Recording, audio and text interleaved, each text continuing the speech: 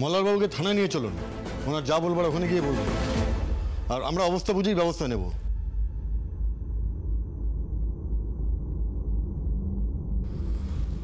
আমার তো মনে হচ্ছে ওনাকে পুলিশ কাস্টডিতে রাখতে হবে।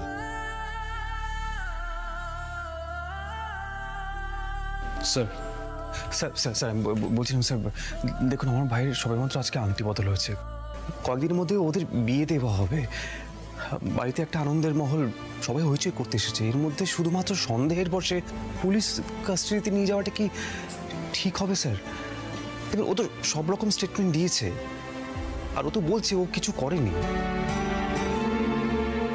আর হ্যাঁ, ছুরি কি করে ওর হাতে এলো, এটা তো সাজানো ঘটনাও হতে পারে না, মানে আমার ভাইকে তো কেউ ফাঁসানোর চেষ্টা করছে, এটা তো হতে পারে। তদন্ত হবে, নিয়ম মাফিক তদন্ত হবে এর উপরে।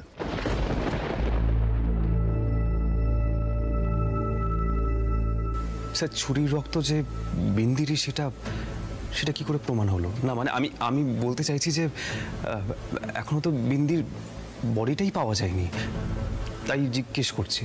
খুন করে বডিটা তো গুম করেও দেওয়া যায়, যায় নাকি?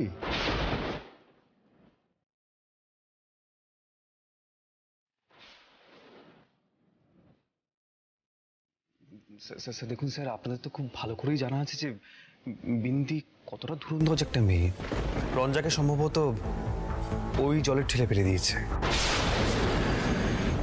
বললাম যে তদন্ত হবে। স্যার তাহলে কোন অভিযোগে আপনি আমার ভাইকে মানে পুলিশ কাস্টডিতে নিয়ে যাচ্ছে, মানে এটা তো ক্লিয়ার নয়। আপনি দেখুন, পুলিশের সঙ্গে সহযোগিতা করুন দয়া করে। আর আমি আপনাদের কাছে আমাদের কোনো প্রমাণ সাক্ষ্য দেখাতে বাধ্য নই। আমরা মল্লারবাবুকে ইন্টারোগেশনের জন্য নিয়ে যাচ্ছি, তারপরে যা ব্যবস্থা নেওয়া হবে।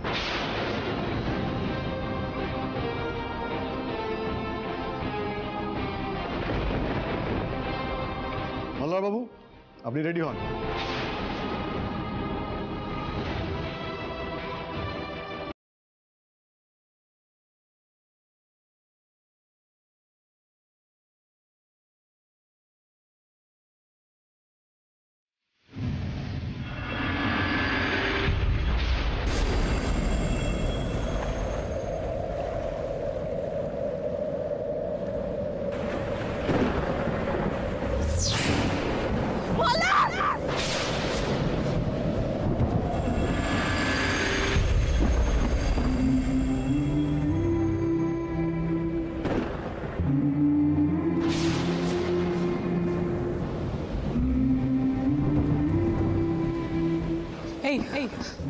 তোমার কি ব্যাপার, কি বলো তো? কোথায় গেছিলে তুমি কাউকে কিছু না বলে? আরে তোমার জন্য আমার কতটা চিন্তা হচ্ছিল তুমি জানো, বোঝো সেটা? আসলে কাল রাতে ঘুম আসছিল না, তাই বেরিয়েছিলাম, একটা জায়গায় শুয়ে পড়েছিলাম, ঘুম ভাঙেনি। তাই মহাদেবের কথা ছিল আমাদের সঙ্গে চন্দননগরে এসে দাদুকে সবটা বলবে, বিন্দি আমার বিয়েটা হয়নি সে বিষয়ে সাক্ষী দেবে। সেই কারণে আমি সে রাত্রে মহাদেব রায়ের বাড়িতে যাই।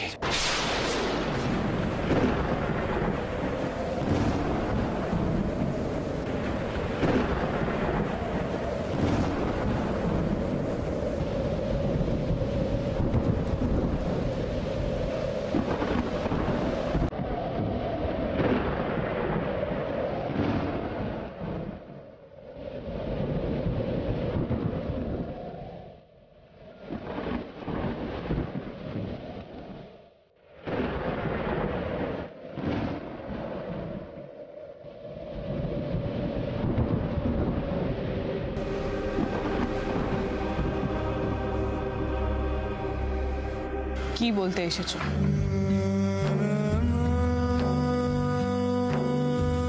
রঞ্জা,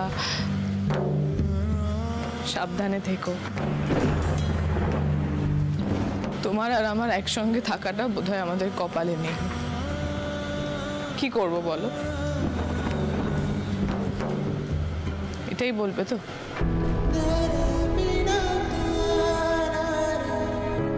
এটাই শুনতে হবে তো আমাকে এখন? তুমি কেন বললে না যে সেদিন রাতে তুমি মহাদেব রায়ের বাড়িতে গেছিলে? কেন বললে না যে তোমার সাথে এরকম একটা ভয়ঙ্কর ঘটনা ঘটেছে? আরে আমরা তো পুলিশকে বলতে পারতাম, এখন আমি কি করব বলো?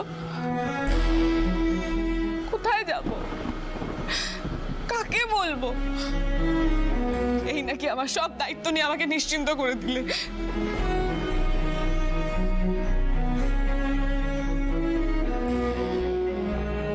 আজই আমি তোমাদের ওই আংটিটা পরেছিলাম, দেখো দেখো, এই আংটিটা আমাকে তুমি আজ দিয়েছিলে, দেখো। আর এই প্রথমবার আমি ভেবেছিলাম যে আমরা এবার একসঙ্গে জীবন কাটাবো। কি হবে সেটার বলো? কি করবো এখন? কি করবো বলো?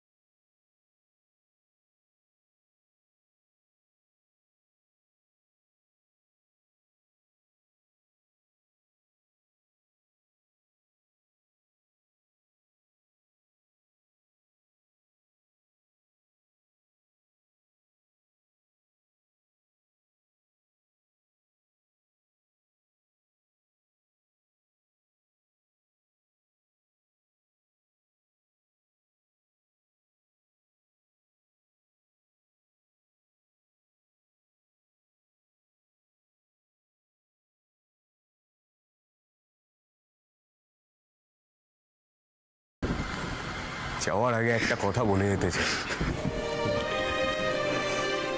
আমি যেখানেই থাকি, যেভাবেই থাকি, তুমি সব সময় আমার সঙ্গে সঙ্গে থাকবে।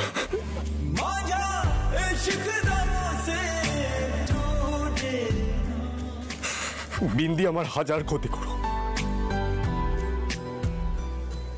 ও হাজার চেষ্টা করুক আমাদের মধ্যে দূরত্ব তৈরি করার, পারবে না। তোমাকে আমি আমার থেকে দূরে যেতে দেব না রঞ্জা।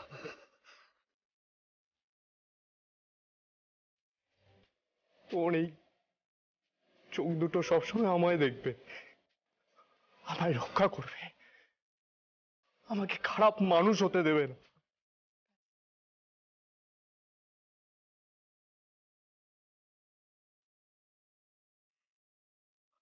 কিচ্ছু জানি না আমি।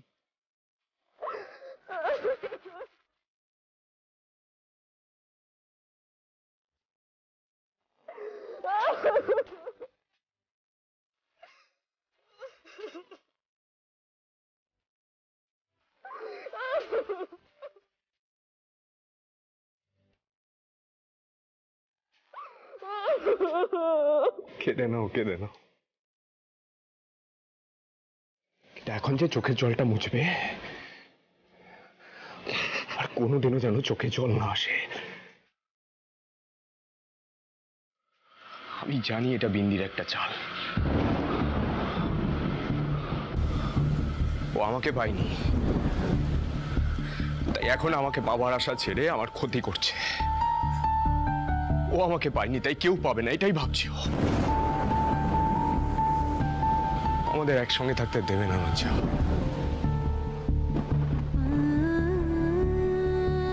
বিন্দিকে জিততে দিও না রঞ্জা।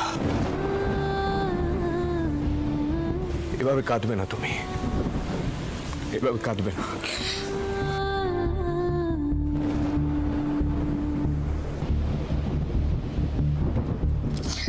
বলা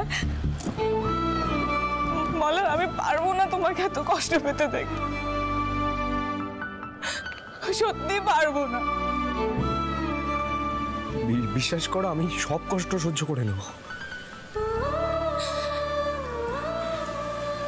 কিন্তু একবার যদি মনে হয় যে তুমি এইভাবে কান্নাকাটি করছো,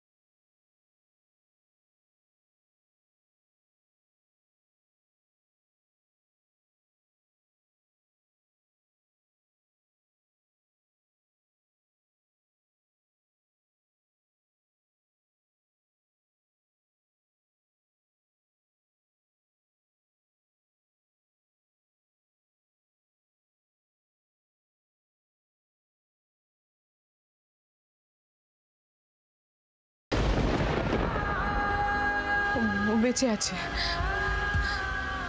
বেঁচে আছে ও। মল্লারদা,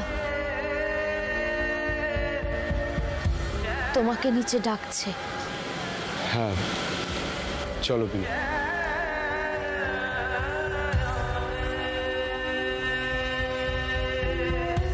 তুমি এই ঘরেই থাকো।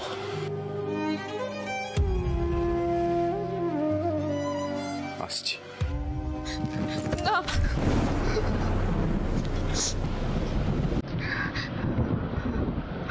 আমিও যাব।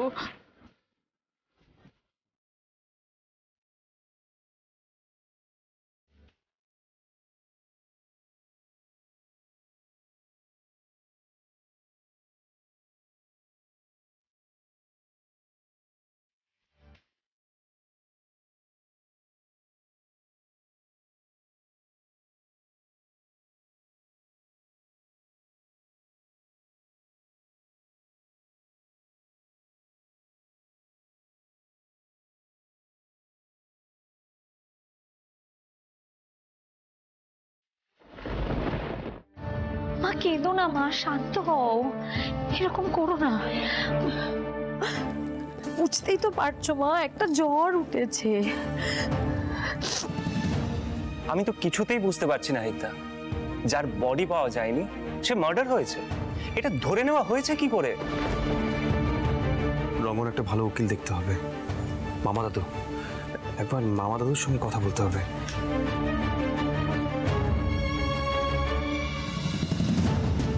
আরে এই বয়সে আর কত কি দেখবো বলবে আমায়? আর তো আমার সহ্য হচ্ছে না। তোমরা যা পারো করো বাবা, শুধু আমার মল্লারকে ফিরিয়ে আনো। এভাবে সকলের সামনে দিয়ে আমার মল্লারকে নিয়ে যাবে পুলিশে? উনি যে এই মুহূর্তে আমি কি করে মল্লারকে আটকাবো বলুন তো? আপনি বলুন না, আমার তো নিজেরই খুব অসহায় লাগছে, কি করব? দেখি গুরুজি আসুক, তারপরে যদি কিছু করা যায় দেখি উনি কি করে। এই তো গুরুজি। আহির, এসব কি শুনছি আমি? ঋতু, সোহিনী দুজনেই বলছিল মল্লারের বিরুদ্ধে নাকি অভিযোগ এসেছে। গুরুজি এসব কি করে হলো সত্যি কিছু বুঝে উঠতে পারছি না। ক্রাইম ব্রাঞ্চ থেকে একজন এসেছেন, আপনি আপনি একটু কথা বলে দেখুন না। আদিত্য, তোমায় আজ আমি একটা কথা বলি, মোল্লা যাই করুক খুন করতে পারে না। ঠাকুর, কি অপরাধ করেছে আমাকে আজ এই দিন দেখতে হলো? মা এরকম করো না মা, কি বলছো কি তুমি এসব? চলো আমার সঙ্গে উপরে চলো, চলো। আর তো দেরি করা যাচ্ছে না। অফিসার, আমি আদিত্য নারায়ণ মুখোপাধ্যায়, মল্লার আমার জামাই। দেখুন, আমি সবটা শুনলাম। মল্লারের বিরুদ্ধে আপনাদের কাছে কোনো কংক্রিট প্রমাণ নেই, ওয়ারেন্টও নেই। তাহলে কিসের ভিত্তিতে আপনারা ওকে অ্যারেস্ট করতে এলেন? মার্ডার খুব সিরিয়াস চার্জ আদিত্যবাবু, ইন্টারোগেশনের জন্য ওনাকে নিয়ে যাওয়া হচ্ছে। যদি মনে হয় তারপর আমরা অ্যারেস্ট করব। দেখুন, ফিঙ্গারপ্রিন্ট তো ম্যাচ করছে, আর উনি কোনো কংক্রিট অ্যালিবাইও দেখাতে পারছেন না।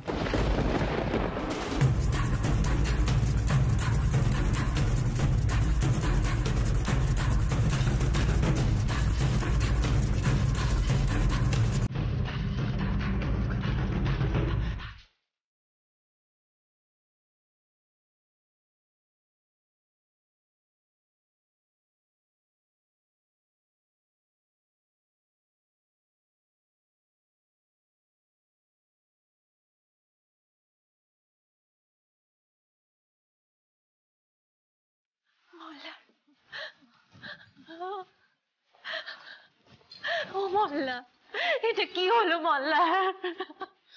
কি হলো মল্লা? মা শান্ত শান্ত, আমি কোনো দোষ করিনি, আমি নিশ্চয়ই ফিরে আসতে পারবো। দাদা, ওই বিন্দির কিছুতেই ভালো হবে না, তুমি দেখো ওর ভালো হবে না। রঞ্জা, তুই কিচ্ছু ভাবিস না। মল্লার, আমরা তোমার জন্য ভালো উকিল ঠিক করছি, চিন্তা করো না।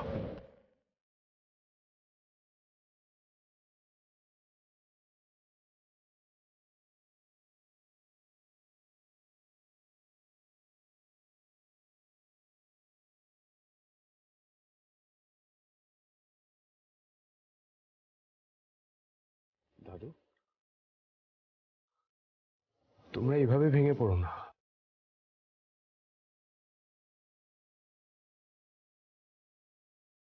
আমি ঠিক নির্দোষ প্রমাণিত হব, এটা আমার বিশ্বাস।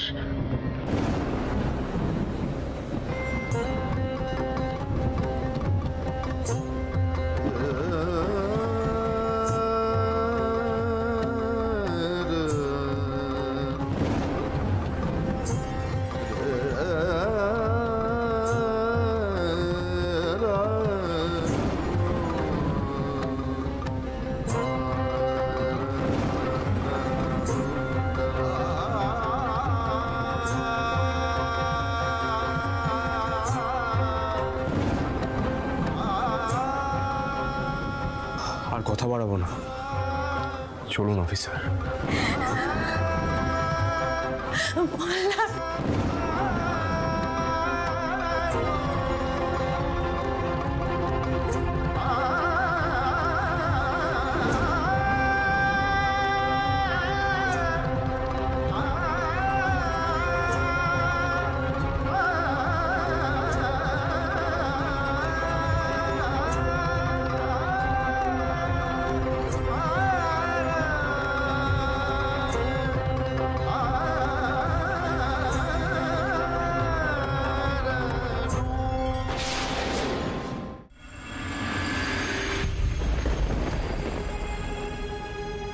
স্যার স্যার বলছি মল্লার বসু মল্লিকের সঙ্গে একটু দেখা করা যাবে প্লিজ স্যার?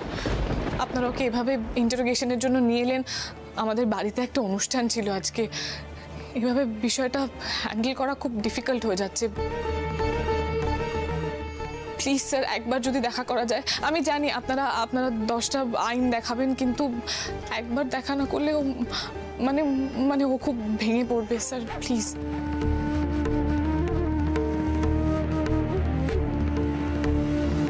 আমি বলছি তো এর বেশি কিছু আমি জানি না।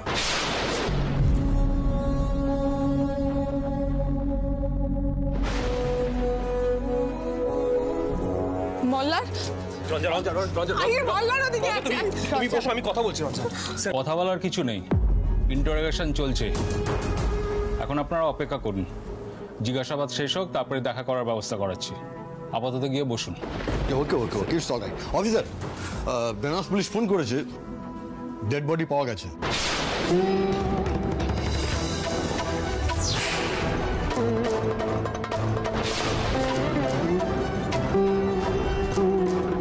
কি আপনারা এখানে কি করছেন? স্যার বলছি যে একবার কি মল্লারের সঙ্গে দেখা করা যাবে? না মানে আপনারা তো ওকে অ্যারেস্ট করেননি তাই না, জিজ্ঞাসাবাদ করার জন্য এখানে নিয়ে এসেছেন, তাই আমরা তো একবার দেখা করতেই পারি। প্লিজ একবার ব্যবস্থা করে দিন না। দেখুন, কেসটা অন্যদিকে ঘুরে গেছে। বিন্দি চৌধুরীর ডেড বডি পাওয়া গেছে, বডি পোস্টমর্টমে গেছে। কি বলছেন কি অফিসার? সত্যি বিন্দি খুন হয়েছে? স্যার বলছি মৃতদেহটা কোথায় পাওয়া গেছে? দেখুন, আপনাদের এসবের ডিটেলস আমি দিতে বাধ্য নই, কিন্তু যেহেতু আপনারা সবাই খুব শকড হয়ে আছেন, হয়তো আপনাদের থেকে কিছু ক্লু পাওয়া যেতে পারে। সেই জন্য আমি এটুকু বলতে পারি যে ডেড বডি পাওয়া গেছে ওই মহাদেব রায়ের বাড়ির আশেপাশে।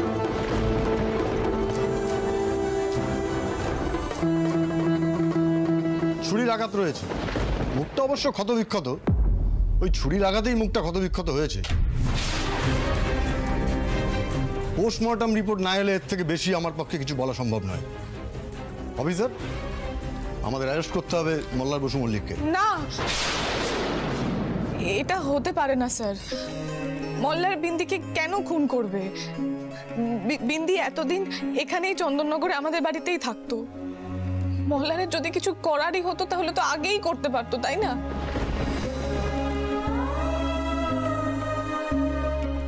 আমি বলছি স্যার, কিছু তো একটা গোলমাল আছে। আপনি প্লিজ একবার আমাকে মল্লারের সঙ্গে দেখা করতে দিন প্লিজ, আমি আপনার কাছে হাত জোড় করছি, প্লিজ স্যার একবার দেখা করতে দিন।